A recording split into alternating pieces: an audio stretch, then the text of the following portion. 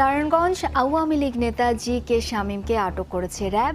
নিকেতনে যেখানে যুবলীগের কেন্দ্রীয় নেতা জি কে শামীমকে একাধিক দেহরক্ষী সহ আটক করা হয়েছে। চাঁদাবাজি ও টেন্ডারবাজির অভিযোগে যুবলীগ নেতা জি কে শামীমকে গ্রেফতার করেছে র্যাব। তার কার্যালয় থেকে বিদেশি মুদ্রা, আগ্নেয়াস্ত্র, মাদক, নগদ অর্থ ১৬৫ কোটি টাকার এফডিআর উদ্ধার করা হয়। থলের বিড়াল বেরিয়ে পড়ার মতোই জি কে শামীমের টেবিলের নিচ থেকে একে একে বেরিয়ে আসে টাকার বান্ডিল। ১০০, ২০০ বা হাজার টাকা নয়, হাজার লাখ পেরিয়ে কোটি টাকা এবং আরও ১.৫ শতাধিক কোটি টাকা স্থায়ী আমানতের নথি। টাকা বানিয়েছেন ঠিকাদারি করে। ঠিকাদারি অবৈধ কিছু নয়, কিন্তু গণপূর্ত বিভাগের সব বড় প্রকল্পের কাজ যখন জি কে শামীমের মালিকানাধীন জি কে বিল্ডার্স একাই পায়, তখন ঠিকাদারির বৈধতা নিয়ে প্রশ্ন উঠতেই পারে।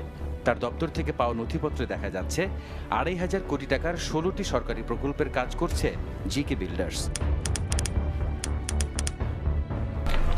অর্থ পাচার মামলায় ১০ বছরের সাজা থেকে ক্যাসিনো কাণ্ডে আলোচিত সাবেক যুবলীগ নেতা জি কে শামীমকে খালাস দিয়েছেন হাইকোর্ট।